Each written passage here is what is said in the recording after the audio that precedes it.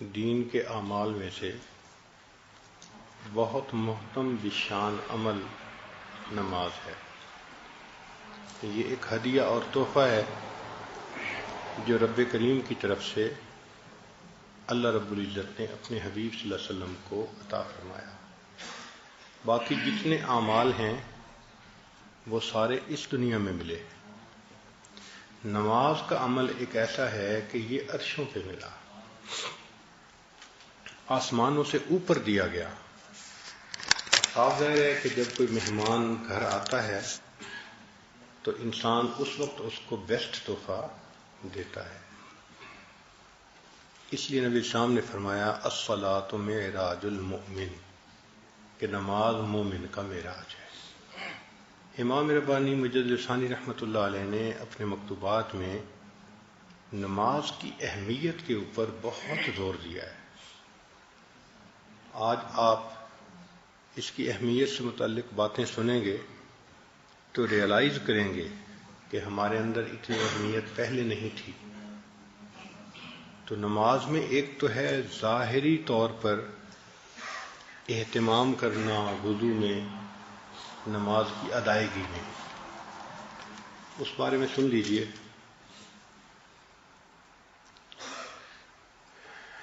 اعمال صالحہ کی بجا آوری کی رعایت میں سعی بلیغ فرمائیں، اور نماز جو کہ دین کا ستون ہے اس کے چند ارکان اور فضائل بیان کیے جاتے ہیں، غور سے سنیں۔ اول، کامل وضو کرنے کے سوا چارہ نہیں۔ ہر عضو کو 3 بار اہتمام و کمال دھونا چاہیے تاکہ سنت کے طریقے پر وضو ادا ہو۔ یعنی نماز کا اہتمام وضو سے شروع ہوتا ہے۔ جو چاہے کہ میں نماز اچھے طریقے سے ادا کروں تو اس کا سٹارٹ پوائنٹ کہاں سے ہوگا؟ وضو سے، کہ وضو کو انسان اچھے طریقے سے ہر عضو کو مل مل کے 3 دفعہ دھوئے، چونکہ یہ سنت ہے۔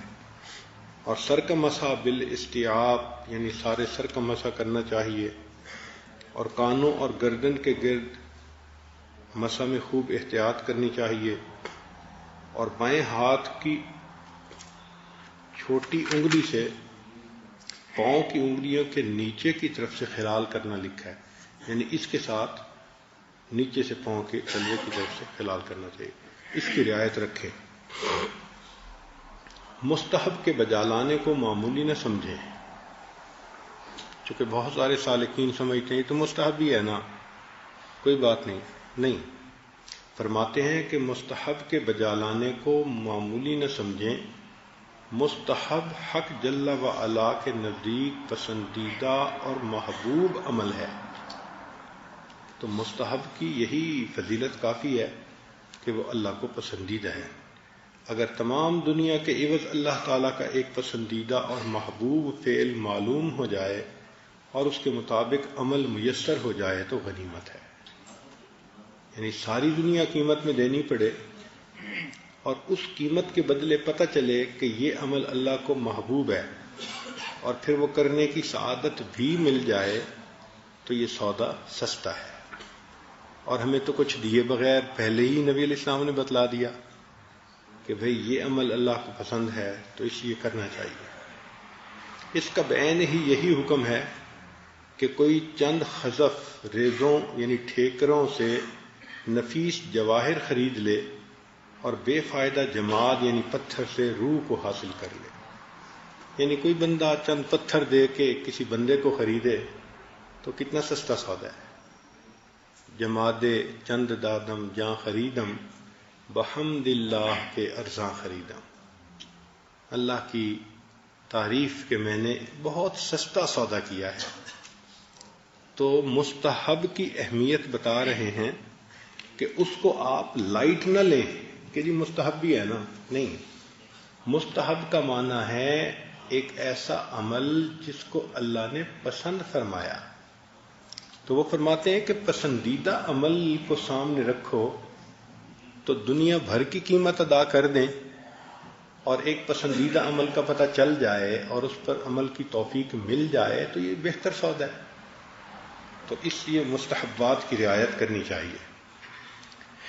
کمال طہارت اور کامل وضو کے بعد نماز کا قصد کرنا چاہیے جو مومن کی معراج ہے۔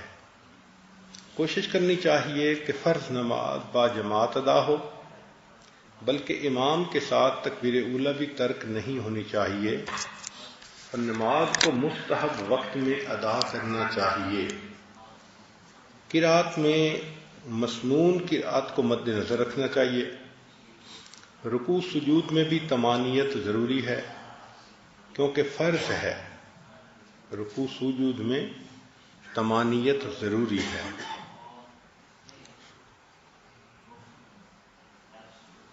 قوما میں اس طرح سیدھا کھڑا ہونا چاہیے کہ تمام بدن کی ہڈیاں اپنی اپنی جگہ پر آ جائیں، اور سیدھا کھڑے ہونے کے بعد طمانینت درکار ہے کیونکہ طمانینت فرض ہے یا واجب ہے یا سنت علی اختلاف الاقوال۔ ایسے ہی جلسہ میں جو دو سجدوں کے درمیان ہے، اچھی طرح بیٹھنے کے بعد اطمینان ضروری ہے، تو جلسہ میں بھی انسان بیٹھے۔ رکوع اور سجود کی کم سے کم تسبیحات 3 بار ہیں، جیسے سبحان ربی الاعلیٰ، سبحان ربی الاعلیٰ، سبحان، اور زیادہ سے زیادہ 7 بار یا 11 بار ہیں، یہ بھی حدیث پاک میں منقول ہیں، علی اختلاف الاقوال۔ اور امام کی تسبیح مقتدیوں کے حال کے اندازے کے مطابق ہونی چاہیے، یعنی امام مقتدیوں کا حال دیکھے، اگر ان کے پاس فرصت ہے، وقت ہے، تو صرف 3 دفعہ نہیں، 5 دفعہ یا 7 دفعہ، یعنی زیادہ تسبیحات پھر پڑھنی چاہیے۔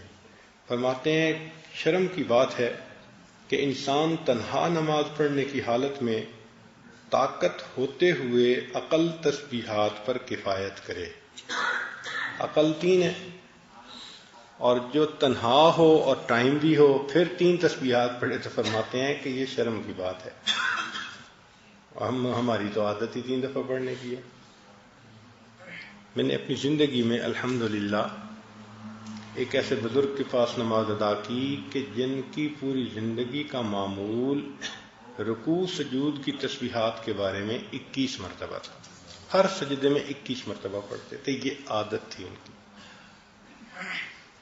پڑھنے والے 21 دفعہ پڑھتے ہیں، تو ہم بھائی چلو عوام الناس اگر 3 پڑھتے ہیں تو علم کے حقوق تو ہیں نا کچھ، تو چلو ہم حدیث میں 3، 5، 7 اور 11 وہ فرماتے ہیں کہ یہ 4 قول ہیں، تو چلو ہم 3 کی بجائے 5 دفعہ پڑھ لیں، اگر 7 دفعہ پڑھیں تو اور اچھا ہے۔ تو انفرادی نماز میں تسبیحات زیادہ پڑھنے کی کوشش کرنی چاہیے، 3 سے زیادہ۔ اللہ تعالیٰ کو شو کرنا ہوتا ہے نا، محبت دکھانی ہوتی ہے۔ دیکھیں نا، دنیا میں بھی ہر محبوب چاہتا ہے کہ محب اپنی محبت کا اظہار کرے، تو ہمیں اگر اللہ تعالیٰ سے محبت ہے تو 3 تو ساری دنیا پڑھتی ہے، 3 ہم نے پڑھ لیا تو کیا تیر مارا۔ تو اگر اللہ تعالیٰ سے محبت ظاہر کرنی ہے تو چلو 3 کی بجائے 5 صحیح یا 7 صحیح، تو کچھ نہ کچھ تسبیحات زیادہ پڑھنی چاہیے۔ شرم کی بات ہے کہ انسان تنہا نماز پڑھنے کی حالت میں طاقت ہوتے ہوئے اقل تسبیحات پر کفایت کرے، اگر زیادہ نہ ہو سکے تو 5 یا 7 بار تو کہے۔ اور سجدہ کرتے وقت اول وہ اعضاء زمین پر رکھے جو زمین کے نزدیک ہیں، پس اول دونوں زانو زمین پر رکھے، پھر دونوں ہاتھ، پھر ناک، پھر پیشانی۔ زانو اور ہاتھ زمین پر رکھتے ہوئے دائیں طرف سے ابتدا کرے، یعنی ہاتھ بھی جب رکھنے ہیں تو کوشش یہ ہو کہ دایاں ہاتھ پڑے، اس کے ساتھ پھر بایاں ہاتھ بھی پڑ جائے۔ اور سر اٹھاتے وقت اول ان اعضاء کو اٹھانا چاہیے جو آسمان سے نزدیک ہیں، پس پہلے پیشانی اٹھانی چاہیے، یعنی جس ترتیب سے رکھے تھے پھر الٹ ترتیب سے اس کو واپس لانا چاہیے۔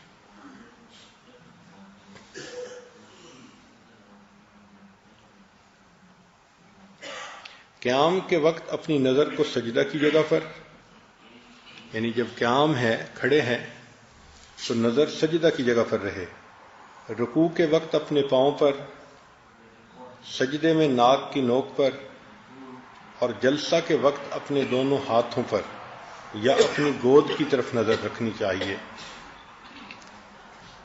فرماتے ہیں جب نظر پراگندہ ہونے سے روک لی جائے اور مذکورہ جگہوں پر جما لی جائے تو سمجھ لینا چاہیے کہ نماز بجمعیت اور حضور دل کے ساتھ میسر ہو گئی اور خشوع کے ساتھ ادا ہو گئی۔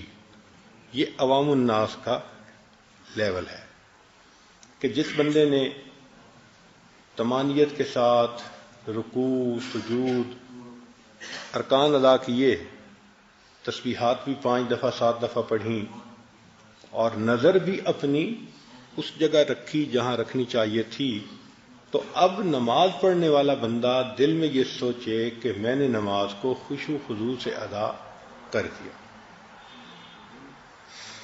ایسے ہی رکوع کے وقت دونوں ہاتھوں کی انگلیوں کو کھلا رکھنا اور سجود کے وقت انگلیوں کا ملانا سنت ہے، اس کو بھی مد نظر رکھے۔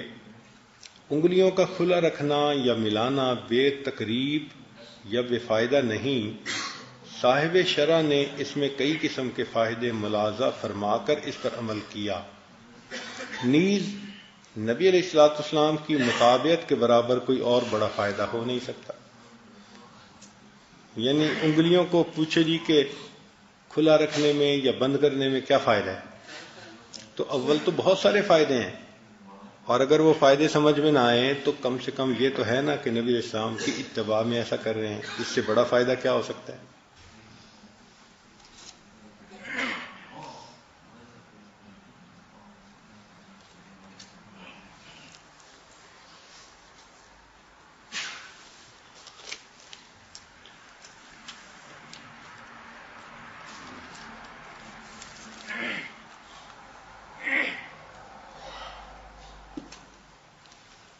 دوسرے مکتوب میں امام ربانی مجدد ثانی رحمۃ اللہ علیہ نے نماز ہی کے بارے میں بات کی ہے، مگر اس میں سمجھایا ہے، تھوڑی سی گہری بات ہوگی، توجہ فرمائیں۔ جاننا چاہیے کہ نماز میں تکبیر اولیٰ سے اس بات کی طرف اشارہ ہے کہ حق تعالی و تقدس عابدوں کی عبادت اور نمازیوں کی نماز سے مستغنی اور برتر ہے۔ یعنی پہلی دفعہ جو ہم اللہ اکبر کہتے ہیں تو پہلی اللہ اکبر کا کیا میننگ ہے کہ عبادت کرنے والے جتنے عبادت کرتے ہیں، یہ نمازیں پڑھنے والے جتنی نمازیں پڑھتے ہیں، ان کی عبادتوں اور ان کی نمازوں سے اللہ کی شان بہت بلند ہے۔ اس احساس کے ساتھ شروع میں اللہ اکبر کہتے ہیں۔ بات سمجھ گئے کہ تکبیر اولیٰ کے وقت کیا کیفیت ہونی چاہیے؟ یہ کیفیت ہو کہ فرماتے ہیں کہ حق تعالی و تقدس عابدوں کی عبادت اور نمازیوں کی نماز سے مستغنی اور برتر ہیں، اور وہ تکبیریں جو ہر رکن نماز کے بعد ہیں وہ اس امر کے رموز و اشارات ہیں کہ یہ جو رکن ادا ہوا ہے وہ اس قابل نہیں کہ اس کو حق تعالی کی بارگاہ کی عبادت کے لائق کہا جا سکے۔ اب مثال کے طور پر کہ انسان اللہ اکبر کہہ کے قیام کرتا ہے، اب قیام مکمل ہو گیا تو کیا اللہ کی عبادت کا حق ادا کر دیا؟ نہیں۔ اس لیے اب رکوع میں جاتے ہوئے پھر کیا کہتے ہیں؟ اللہ اکبر، کہ جو عبادت کی وہ یعنی اس قابل نہیں کہ اس کو کہیں کہ اللہ کی شان کے مطابق ہے، اس لیے اللہ اکبر۔ لیکن رکوع کے اندر تسبیح جو پڑھتے ہیں وہ کچھ اور ہے۔ کیا ہے؟ سبحان ربی العظیم۔ اب چونکہ عظمت کا اقرار پہلے کر رہے ہیں تو اس کے بعد اب اللہ اکبر کو نہیں رکھا، بلکہ اب رکھا سمع اللہ لمن حمدہ۔ چونکہ عظمت کی نفی ہوتی نا پھر تو، اس لیے ساری تلاوت اور رکوع اور سارا کچھ کے بعد اللہ اکبر کہ نہیں ابھی یہ حق نہیں ادا ہوا، تو اللہ اکبر کر کے رکوع میں چلے جاؤ. مگر رکوع میں چونکہ سبحان ربی العظیم اللہ کی عظمت کا اقرار ہو رہا ہے، تو فرمایا کہ ہاں عظمت تو اللہ تعالیٰ کی ہے، اس لیے اب اٹھتے ہوئے تمہیں اب پھر تکبیر نہیں کہنی، اٹھتے ہوئے کیا کہنا ہے؟ سمع اللہ لمن حمدہ، اور مقتدی کہتے ہیں ربنا ولک الحمد. اور حدیث پاک میں ہے کہ جس کی ربنا ولک الحمد فرشتوں کی ربنا ولک الحمد کے ساتھ مل گئی، اللہ اس کے گناہوں کی مغفرت فرما دیتا. آگے فرما رہے ہیں کہ رکوع کی تسبیح سبحان ربی العظیم پاک ہے میرا پروردگار جو بڑی عظمت والا ہے، اس میں چونکہ تکبیر کے معنی ملحوظ ہیں، اس لیے رکوع کے آخر میں تکبیر کہنے کا حکم نہیں فرمایا گیا، بلکہ سمع اللہ لمن حمدہ یہ کہا گیا، برخلاف دونوں سجدوں کے کہ ان میں بھی اگرچہ تسبیحات ہیں کہ سجدے میں سبحان ربی الاعلی، مگر اس کے اول آخر تکبیر کہنے کا حکم فرمایا گیا کہ کسی کو یہ وہم نہ ہو کہ سجود میں چونکہ نہایت عاجزی، پستی، ذلت اور انکساری ہے، لہذا حق عبادت ادا ہو جاتا ہے. اس وہم کو دور کرنے کے لیے سجود کی تسبیح سبحان ربی الاعلی میں لفظ اعلی کو اختیار کیا اور تکبیر کی تکرار بھی مسنون ہوئی. اگر آپ غور کریں تو فقہا نے سبحان اللہ کہا کہ رکوع میں پڑھو سبحان ربی العظیم اور سجدے پڑھو سبحان ربی الاعلی. اگر آپ غور کریں تو دونوں امر کے صیغے کے ساتھ قرآن مجید میں موجود ہیں. فرمایا فسبح باسم ربک تو اب حکم ہے نا، اور سبح اسم ربک تو قرآن کا حکم ہے کہ تم یہ بھی پڑھو اور یہ بھی پڑھو. تو نبی علیہ الصلوۃ والسلام نے قرآن مجید کے حکم کو ایک کو رکوع میں پورا کر دکھایا، ایک کو سجدے میں پورا کر دکھایا. تو اس لیے ان تسبیحات کا پڑھنا بھی منشا خداوندی ہے.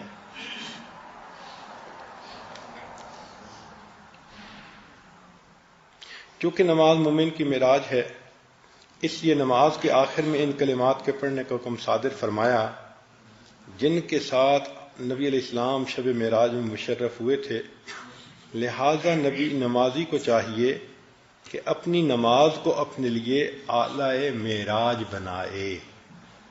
عجیب بات لکھی ہے کہ نمازی کو چاہیے کہ اپنی نماز کو اعلی معراج بنائے، کہ جیسے نبی علیہ السلام کو معراج حاصل ہوا تو یہ بھی نماز کو اتنے اچھے طریقے سے پڑھے کہ اس کے صدقے اللہ اس کو بھی عروج عطا فرمائیں، معراج نصیب فرما دیں.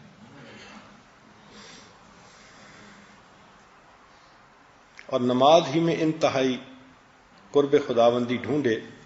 نبی علیہ الصلوۃ والسلام نے فرمایا اقرب ما یکون العبد من الرب فی الصلاۃ، بندے کو اللہ تعالیٰ کے ساتھ سب سے زیادہ قرب نماز میں حاصل ہوتا ہے.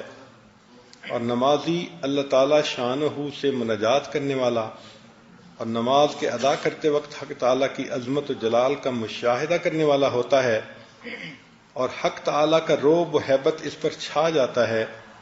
اس لیے اس کی تسلی کے واسطے نماز کو 2 سلاموں پر ختم کرنے کا امر فرمایا کہ چونکہ انسان تسبیحات بھی کہتا ہے تو اللہ کی عظمت دل پہ آتی ہے، اور اتحیات میں جب وہ کلمات پڑھتا ہے کہ جو گفتگو ہوئی تھی اللہ اور اس کے پیارے حبیب صلی اللہ علیہ وسلم کے درمیان، تو فرماتے ہیں کہ ان کلمات کو پڑھنے کی وجہ سے بندے کے اوپر ایک ہیبت کا مقام طاری ہو جاتا ہے. اب اس ہیبت سے نکلنا اتنا آسان تو نہیں تھا کہ انسان بس اتحیات پڑھ کے کھڑا ہو جاتا، نہیں. تو اللہ رب العزت نے اس کو ختم کرنے کا طریقہ فرمایا السلام علیکم ورحمۃ اللہ. تو السلام علیکم سے وہ عظمت جو ہے وہ ایک اچھے انداز سے سلامتی کی بات میں تبدیل ہو کر انسان پھر اس دنیا کی کیفیت میں آ جاتا ہے. اور جو حدیث پاک، جو حدیث نبوی میں ہر فرض نماز کے بعد 100 مرتبہ تسبیح و تحمید، تکبیر اور تحلیل کا حکم ہے، فقیر کے علم میں اس کا راز یہ ہے کہ نماز کی ادائیگی میں جو قصور کوتاہی واقع ہوئی اس کی تلافی تسبیح تکبیر کے ساتھ کی جائے تاکہ اپنی عبادت کے ناتمام ہونے کا اقرار ہو سکے.